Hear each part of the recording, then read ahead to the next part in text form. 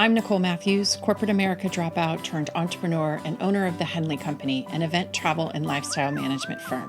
It wasn't that long ago that I was dreading my drive to my fancy corporate job each day or felt disenfranchised with the work I was doing. In 2007, I jumped off the corporate escalator and directly into the elevator of opportunity. Today, I'm an author, speaker, educator, and serial asker. I wholeheartedly believe that your life changes when you start creating your own opportunities and making big asks. Hands down, the business and life I have today is 100% the product of giving myself permission to design the life I want to live. It was always my dream to work at the Olympics, and by making a big ask, that dream became a reality. I now have multiple Olympic projects to add to my life resume. I created the Big Ask podcast to share these best practices with you. Whether you're an entrepreneur hungry for revenue-generating tips or an individual restless to make a significant change, the life you want to live could be just one big ask away. Get ready to be entertained by real-life stories, no-filter conversations, and inspired by the daily hustle. So let's get started. This is the Big Ask Podcast.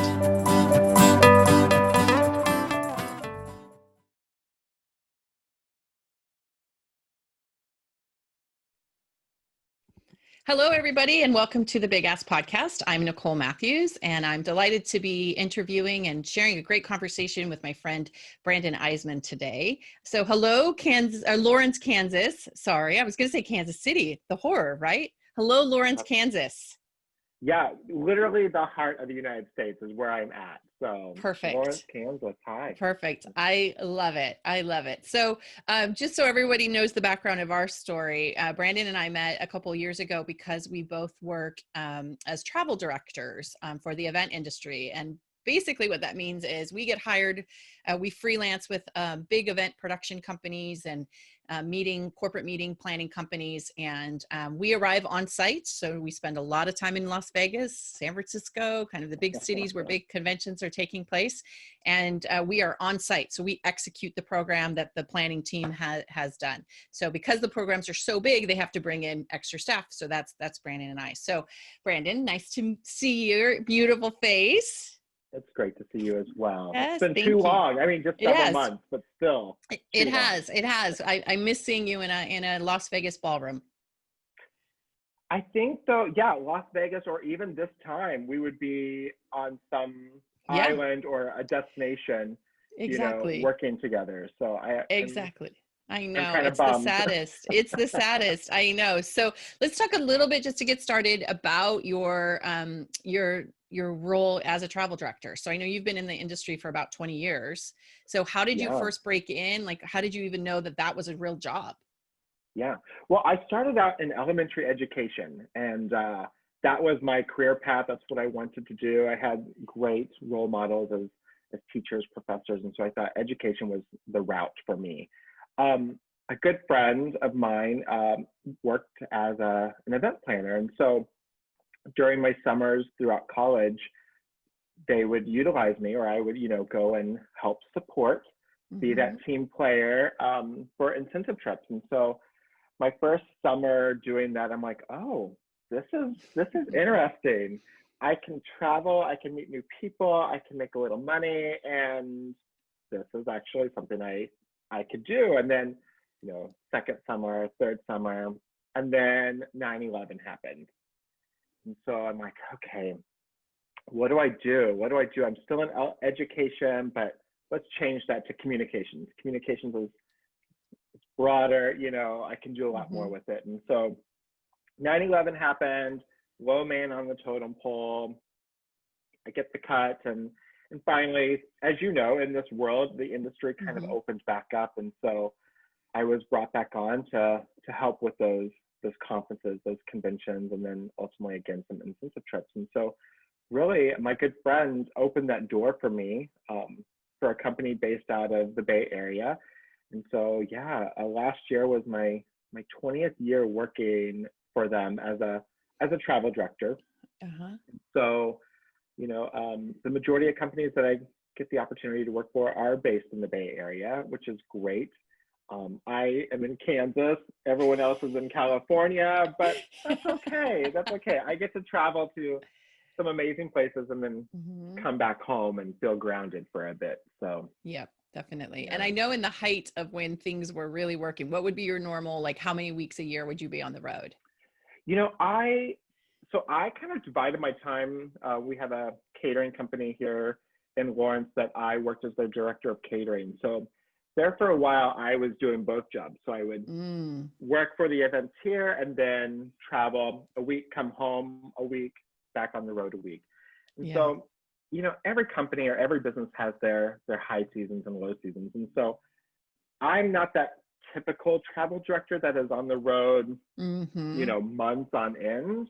I Mm-hmm. like to be able to come home and I have a child. I have a teenager at this point, so I need to be back home and be that parent and Yeah. have some Yeah. roots, if you will, and then get the itch to leave again. So Exactly. I Exactly.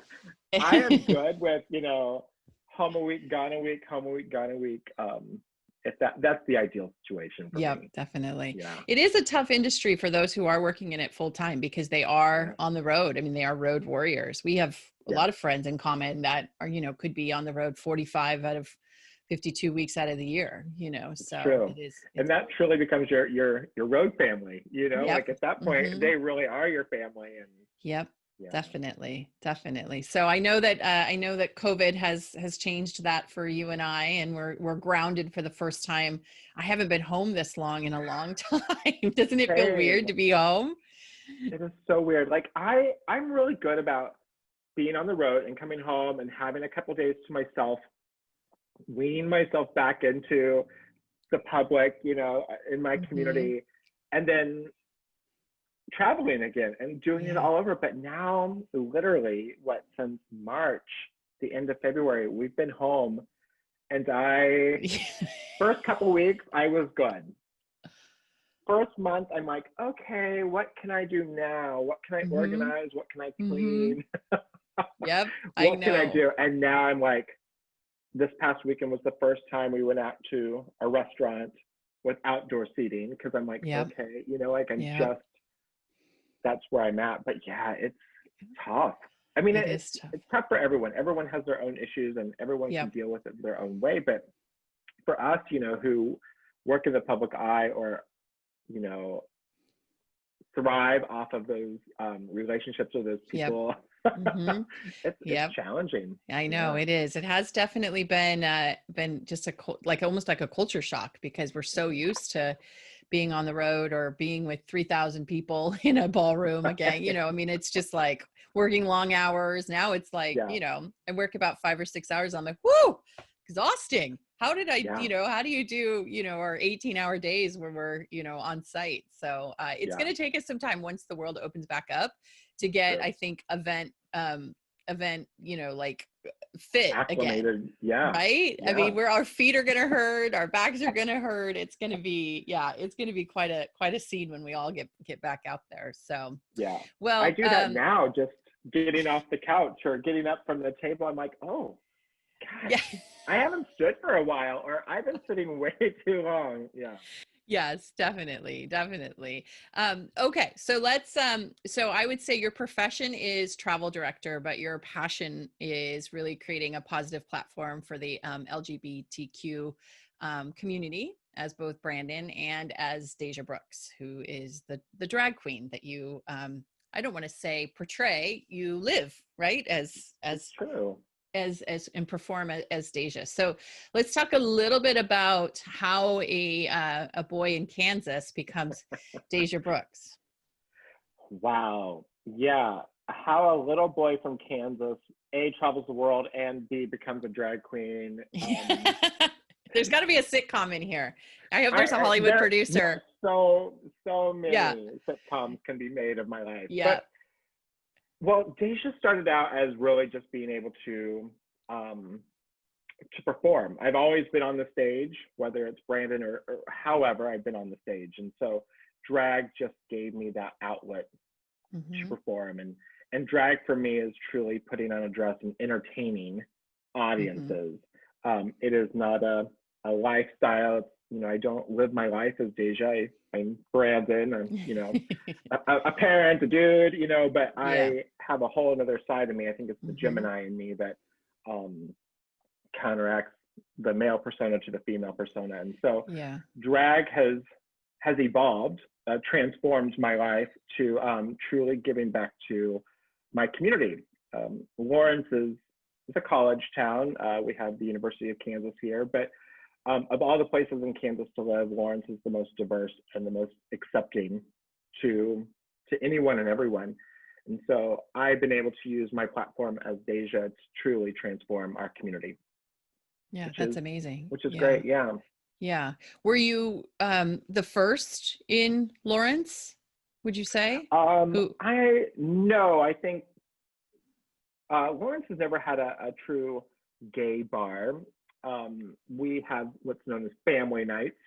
And so, I mean, years ago when I first started performing, we would have family nights and perform. And so entertainers from Lawrence or Kansas City, Wichita, would travel in to perform. And so my start really became from getting to perform in Kansas City. I mean, that's really where I got the help or the support, the push to start a drag career. Yeah. And again, that's transformed or morphed into something I didn't expect. Yeah, definitely. Which is good. Yeah. Yeah. So I know you do a couple of different things in Lawrence as Deja. So you have Deja's reading room at the local library. And so I can imagine in the beginning, the pearl clutching and the, oh my goodness, what is happening here? That must have been sort of comments about that. And then how you've really just created such a beautiful event for all the young kids in your community. So talk a little bit about sort of that process of how did you even propose that to your library and how that all came to be. So Reading Rainbow or Drag Queen Storytime was not a new thing. New York, California, they were putting on these drag queen story times in and outside of libraries. And so the Lawrence Public Library is just amazing. They do so much for our community, and they actually reached out and wanted to try to incorporate another unique story time within their normal scheduled story times. And so Drag Queen Storytime evolved and started 4 years ago in June. So 4 years ago this month, we had our very first Deja's Reading Rainbow. And so we had, oh gosh, the first one was like over 150 people in attendance. Oh my gosh. It was amazing. The support from the community as well as neighboring communities came out for this, and it was awesome. And so that's amazing. It happens about every 3 months. We have another one, and every June we try to, obviously celebrate Pride Month, but it's also kind of our anniversary to kicking off Reading Rainbow. And so right now, obviously during COVID, our library is closed to the public, but so you have to use your resources. And just like we're doing today on Zoom, Deja's Reading Rainbow has been gone live for the last two story times. So it's definitely different. I work off of the kiddos and the parents and the crowd involvement. And so it's really challenging to some degree to work off of a screen, a video, but still to keep those entertained. And so it's worked, it's great. And the library has decided to take the opportunity to bring me on as a board member. And so I started that in January, and they truly just grab onto Deja. And I'm like, wait, is Deja the board member or is Brandon the board member? Because there's the fine line there. Right, exactly. Very, very supportive of just all walks of life. And that's great. That's so beautiful. What do the kids ask you? Do they even like realize that you are a female impersonator? I mean, do they just see a woman standing there? So I think both. You have You have the kiddos who are thinking the whole time about you, and you can tell because they're just studying everything about you. And then you have kiddos who are just oblivious and Yeah. are just excited to see someone dressed up or someone with a purse or, in fabulous shoes Yep. or whatever the case is, whatever I'm wearing. But it's interesting because I have some kiddos who will come up and say, that's too much makeup for a Sunday. You're wearing, that's too much makeup for a Sunday, Deja. And I'm like, okay, Yeah. noted. And so the Noted. next time I'll come and I'm like, how is this? I'm like, oh, so much better. And so they remember, and it's like, okay, all right, Hmm. kiddos. Yeah. But we have kids now that truly came when they were a baby. So now they're turning 4, and it's just like they know Deja, and they ask about Yeah. Deja, and when's the next story time. And I think what's really great is, I mean, our library, again, so supportive, but it's really the parents or Hmm. the guardians, the grandparents who are open Hmm. to just coming and letting their kids, their family members, be open to reading about stories of love or acceptance or Yeah. being different, being unique. And that's really all that drag queen storytime is. Yeah. It's just reading books about being you and standing Oh, apart and standing up for yourself or others. And yeah, that's it's crazy. beautiful. It's crazy. Yeah. Yeah. It's good. I mean, it's such a little thing, but it's making such a big difference, which Yeah. is just really beautiful. So, Yeah. so let's talk about your event that you created, 4 or 5 years ago. 9. Transformations. Yeah. 9. Oh 9 years. gosh. Okay. Yeah. So how did that come to be? So the event is called Transformation. Yep. And so what was your original concept? And then how did you sort of sell that, if you will, to participants and people in the audience? Yeah. So let me take you back. So drag is an expensive hobby. And so when you're competing for pageants, just like real girl pageants, everything is so expensive, from Mm-hmm. wigs to shoes to makeup to lashes to nails to hose, whatever the case is, it's just expensive. And so drag queens are notorious for supporting other drag queens with fundraisers or, um, benefit shows. And so a friend at the time was watching RuPaul's Drag U. And Mm. Drag U was like RuPaul's Drag University, where they would Okay. take I think it was on for like maybe one season or two. They would take the stereotypical lesbians, the butch lesbians, if you will, and make them over and let them walk down, a runway in front of Mm. their family and friends. And, oh my gosh, she's never worn heels in her life and blah, blah, blah. So my friend at the time was like, we should do this for you, but we should, make this a benefit show for you to compete. And I was heading to nationals for Miss Gay America at the time. And she talked to me in like 2 weeks in the like second weekend into October of 2011. And nationals were at the end of the month. And I'm like, we have no time to Mm-hmm. do this, but we have something here. Let's, Yeah. keep this momentum going. And I got back from nationals, and in January, we held our first Transformations by Invitation Only, is what it was Okay. called, where we took, at that time, 9 women of the community, paired them with a female impersonator or a drag queen, made them over into their diva self, and let them compete in a pageant style setting to raise money for a local charity of their choice. And so Okay. we did this for the first year. You had to be invited. We didn't tell anybody what they were coming to because we weren't quite for sure how the community was going to take it. We were 50 seats shy of selling out that our first year. And I remember, I still get goosebumps to this day, the curtain rising, and here I am, opening the show as Deja, a 6'4" drag queen, and no one leaving, no one getting up. We had doctors, politicians, uh, Oh. city professionals, like just so many people in the audience. And they're like, okay, what's happening here? Husbands turning to their wives, like, okay, Mhm. what did you bring me to? Yeah, yeah. And it truly has morphed. So we did 5 years of bringing women on. They had to apply.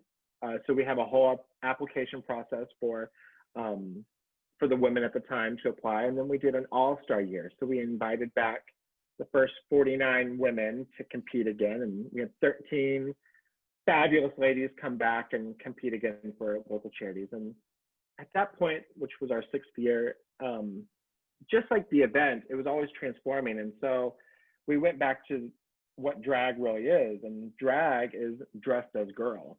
And so we went back to the roots, which is men dressed as women. And so Mhm. we've done that. And we're now we just did our 3rd year of men competing.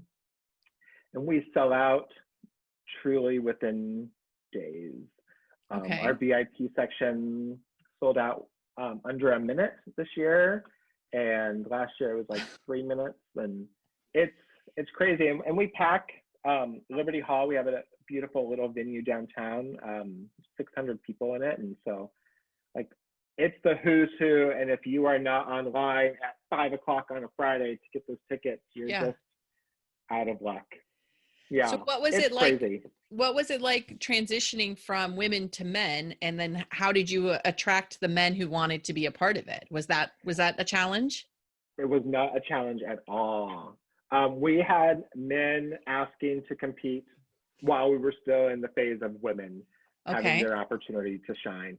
And let me say this, like women need their days. Women need to feel empowered to be able to step foot on stage and Mm-hmm. be made over into their glamazon self. But men, they're so much easier than women, because women, for those who wear makeup, they would talk to their consultants or their drag queens, their mentors, and say, "Oh, do you think you should add a little bit more to my eyes, or do you think you should do this?" And where men, they have no clue. They're like, "Okay, just do it. Do whatever you need to do." And but the men are like, I mean, it's sold out. It's just sold out. It's becoming the who's who. This year we had 2 doctors competing against each other. We've had family members going up against each other competing, and I'm already having people, wanting to sponsor the event, but also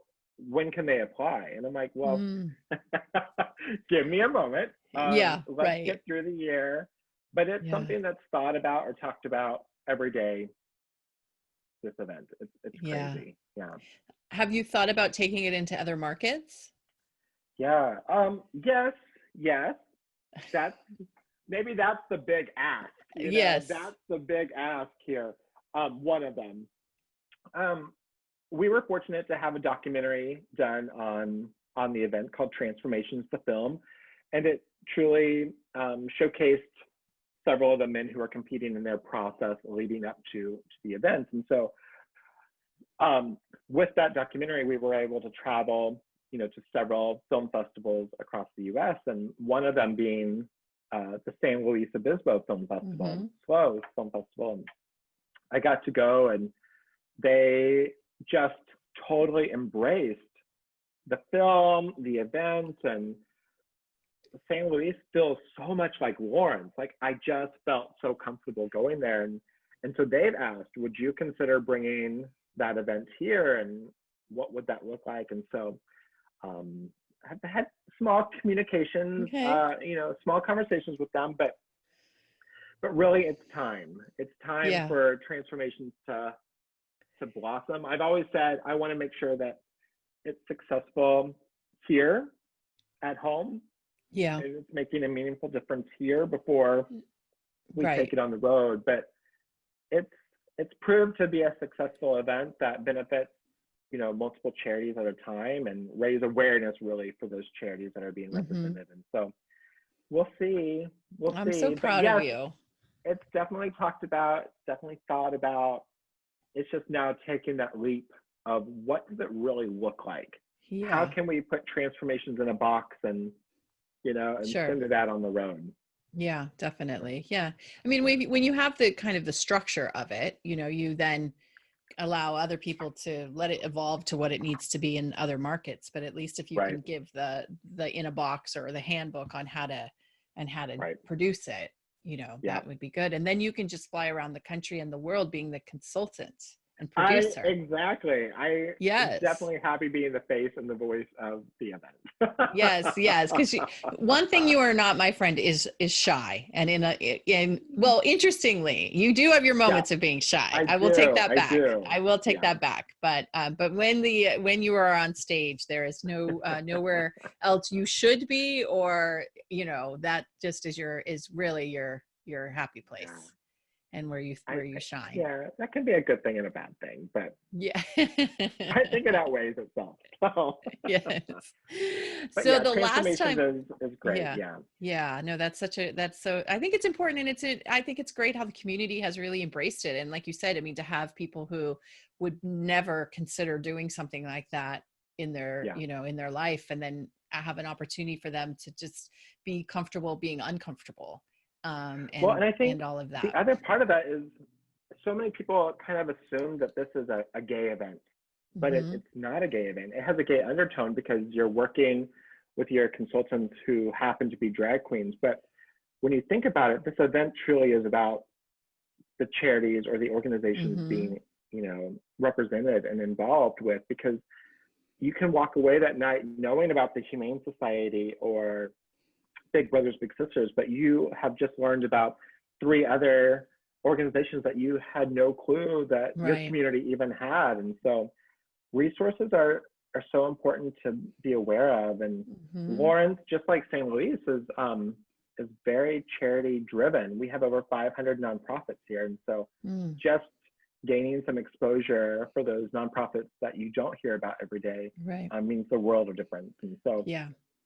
if you win Yeah. $7,000 or your name goes into a magazine or whatever, you're still a winner.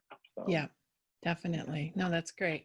So last time I saw you, I think we were in Vegas. Who can ever keep track of where you and I are?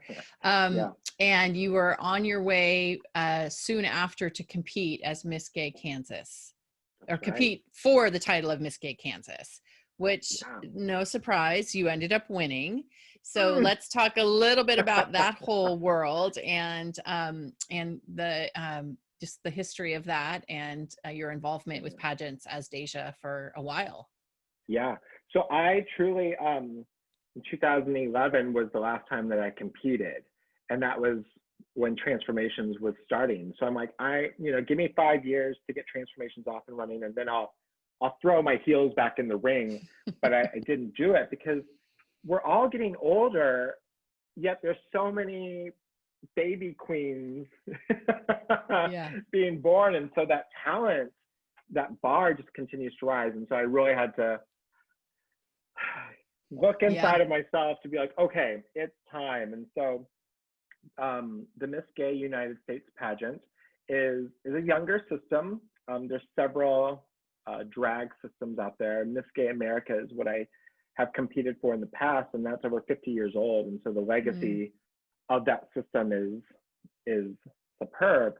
Well, the Miss Gay United States pageant is just on its 15th year, and so the sisterhood, the growth of this system really struck something within me. And Hmm. my good friend is the national title holder right now. She's Miss Gay United States, and so she's trying to build, obviously the states to come together and support the system. And so Kansas decided to have their very first Miss Gay Kansas United States pageant. And so it's in my backyard. What better way for me to, get my feet wet again Hmm. and do something that I truly do enjoy doing. And so, Hmm. yeah, the first weekend of March, Miss Gay Kansas happened, and we had amazing contenders coming Hmm. from Oklahoma to Kansas City to Lawrence to compete for this. And I walked away with the crown. And so So great. kind of like got that spark Hmm. ignited again for the possibilities. Yeah. Yep. And now you go on to compete in November, hopefully, if it's all happening. Yeah. Yeah. So it was to be May. I was to be competing for the Oh, in title in May. May for nationals, but it's been pushed back to November, and so Okay. I'll go to Roanoke, Virginia, and compete for Miss Gay United States. Well, I'm looking at the future Miss Gay United States Thank because you. I have no Thank doubt that you. you are going to walk away with that title. So Hopefully, yeah. Fingers yes, crossed. definitely, definitely. What was the conversation like, perhaps with your mom, the first time you're like, I have an idea. I'm going to create this personality called Deja Brooks, and I'm going to go down this path. So the people who are closest to you, I know you're an only child, right? I You don't have am. Yep. siblings. So Only child, single parent. So just the yep, two of us. Yeah. just the two of you. So Yeah. what is that process like in terms of having those conversations, and how the community accepted you, years Yeah. ago when this first came out? Because we've obviously moved, beyond, well, we still have a lot of work to do, but I'm We sure do. years ago it wasn't as easy as perhaps a conversation today. So Yeah. for It's anyone true. who's listening, who's in that place of just having to have a hard conversation, or perhaps it wasn't hard. I don't know. You tell me, what was that conversation like? It was challenging at first because when I came out to my mom, it was not the easiest, and so I had just finished college, moved back home, and we had the mother-son conversation. Okay, it's time to get a good job, meet a nice woman, that whole Yep. stereotypical wife, two kids, white picket fence, etc. And so I'm like, well, that I don't think I need to find a woman. I think what about a man? And didn't realize that was happening. I was coming out, but that's what happened. And so, Okay. moving back home after college, living with her in a, smaller home and just the two of us and not talking for a week, she finally came and said, well, I guess we both have one thing in common. We both enjoy men. So have at it. We were able to laugh at it and move on. And so when drag came about, it truly was just like Halloween. Every drag queen seems to be born at Halloween time because it's accepting for a man to put on a dress and go out right. at Halloween. And so that's really when it happened. But my mom became a P-flag mom like no other without wearing the button or, carrying the flag. Yeah. But my mom has been super uber supportive. She's competed with me at Miss Gay Western States in Las Vegas. She went with me to nationals and competed there. We did Hairspray.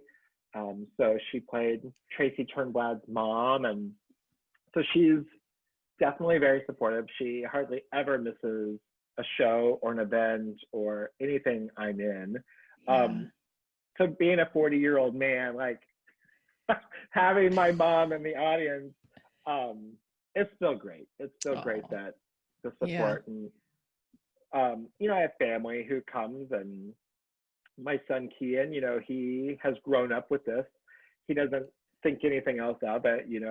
I'm an actor, just acting, and now I'm acting to raise money for my community or whatever the event is. And so it's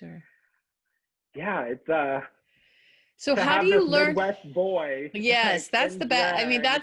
that's my favorite part of the story. It's just like, if you were, again, it's the perfect Hollywood script of this Midwest boy and living in the heart of America, who goes on to just create this amazing, beautiful persona, and just does the best work in the community. I mean, what more do we want in the world? It's just great. We all have our part. We all have our part. It's whether or not you stand up and do your part. And so yes, this is just one way for me to stand up and support.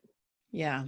Now, having been in the room when you were getting out of Deja was going, was ending for the evening, and watching all the parts and pieces come apart. So that's a whole education in and of itself, I'm sure. Like, how do you know what what parts and pieces you have to buy. And like we had you and I had conversations about lashes, which as far as I'm concerned, I could talk about all day long. So, Yeah. Well, a yeah. lash seals the face. Like it makes your face. If you don't wear lashes, just like Yes. nails, if you don't wear nails, you are not complete.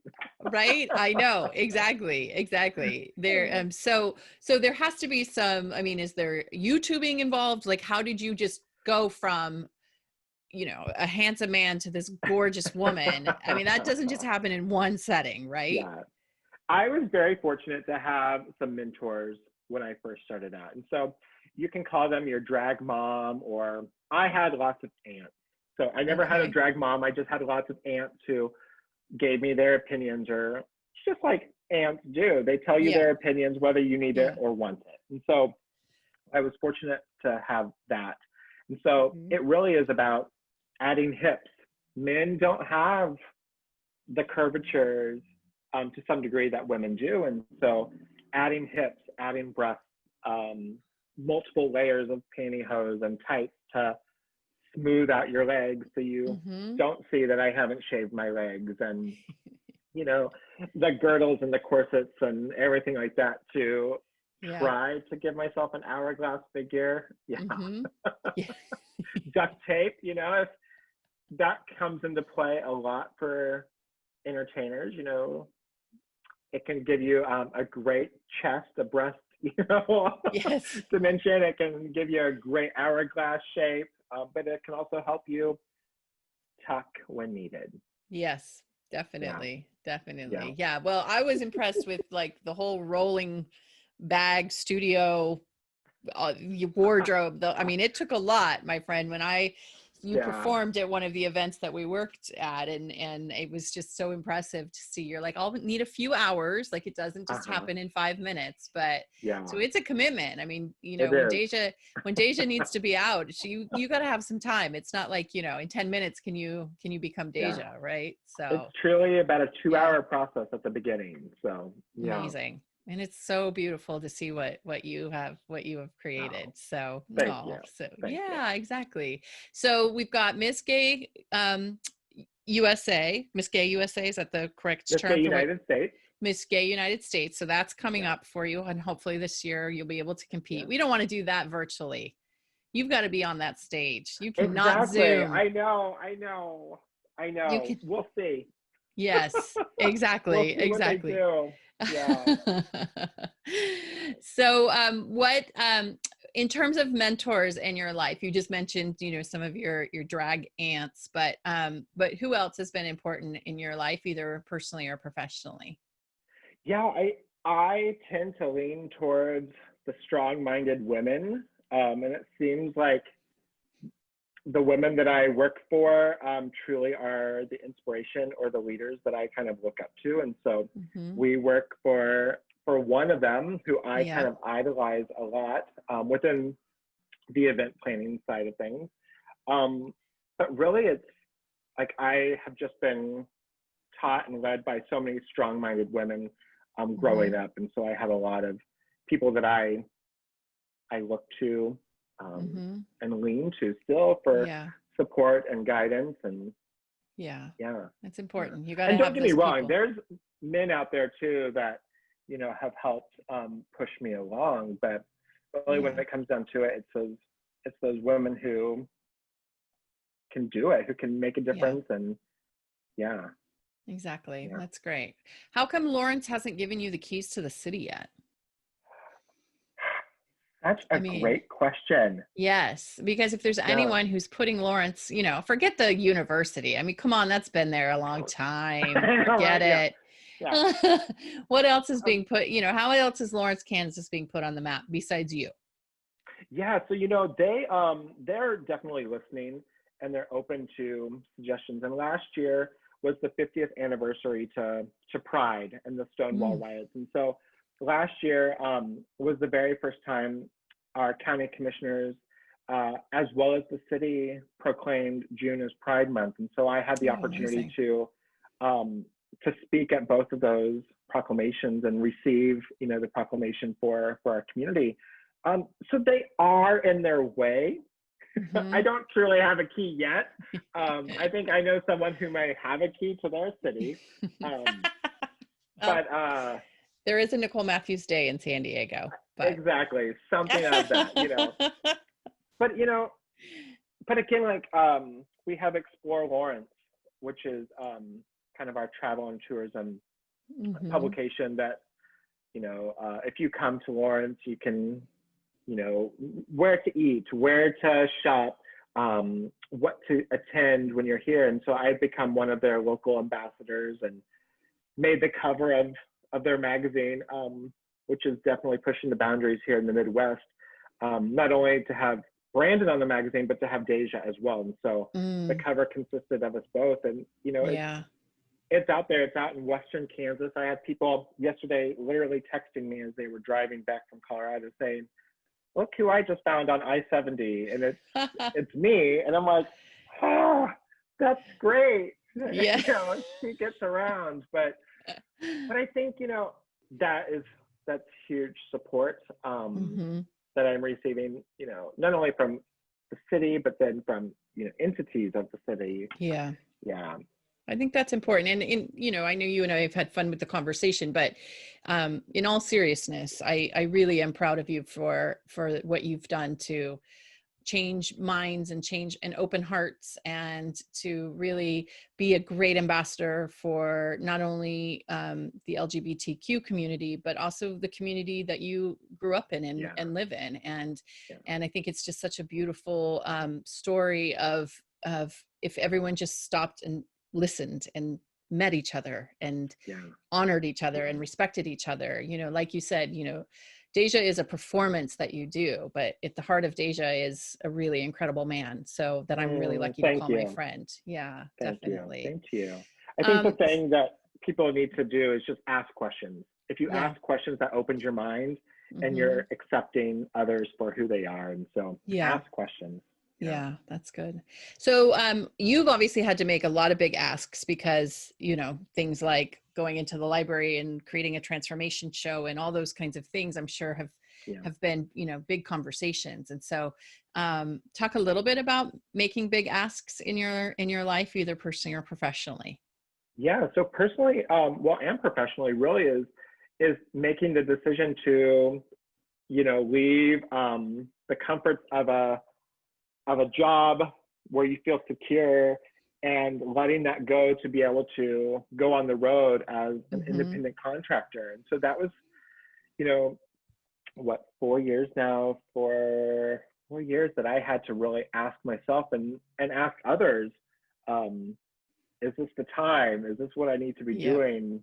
It's becoming too challenging to do both and keep my relationships that I have with my employer and stuff like that, in which my employer at the time, we're still very good friends. And so, it came to the point where it's like, okay, something has to give here. And what does that look like? And that ultimately was me asking, okay, it's not me asking them, it's me asking myself that big ask question of, can I do this?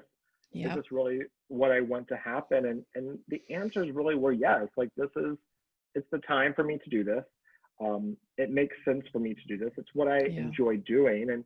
And ultimately, I would love to be in-house, for an event planning company. But right now, this has given me the opportunity and the flexibility to still travel, be at home with my kiddo and watch him grow up, because I would hate to miss out on those opportunities and experiences. And, and down the road, maybe I'll have the opportunity to, move and go in-house with someone. But right now, this is the life. But I think it's important. After COVID, I know, right? It's so true. Like, what for our industry, what will exist, when the world opens up again. But I think it's really important that what you said about the first is you have to make the big ask to yourself. You have to ask yourself the tough questions, first and foremost, which I think people don't always honor or pay attention to. So I appreciate you saying that. So, all right. So we always end every podcast with rapid fire questions. Okay. So are you ready? These are just to be top of mind. No judgment. Okay. No judgment. No judgment. Is Okay. it a word or just an answer? It's a little bit of both. It's a little bit of Okay, both. good. So, okay, here Okay. we go. Title of your lifetime movie. Deja Who? Okay. If you could change places with any celebrity right this minute, who would it be? Julia Roberts. Oh, interesting. I You know, I feel like can't you believe need I to just live said on a that. farm in New Mexico? Well, no, it was either Julia or like Tom Hanks. They both came to mind, but Julia is just that epitome of, uh, Beautiful. Yep. yeah. Okay. All right. When do you feel happiest? When do I feel happiness? Uh, I think surrounded by friends and family. Mm-hmm. I know that's so like, It's okay. No judgment. No yeah, judgment. Okay. If you were running for politics, what would be your biggest campaign promise? continuing to be true to myself and promoting others to be true to themselves. Great. Ultimate dinner party. Which four guests do you invite and why? Which four guests do I invite and why?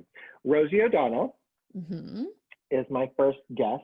Um, strive to be her someday and have my own talk show. Yes. One of our county commissioners, Nancy Okay. Selman. She's a big inspiration. Tom Hanks. I'm going to go back to Tom Hanks Okay. because I feel like he definitely has played those characters and is, truly an artist. Yep. And then, gosh, I think I'm going to go with Oprah. That's so crazy. But Who wouldn't? she's just a grounded and an amazing individual. Right. Yeah. I know.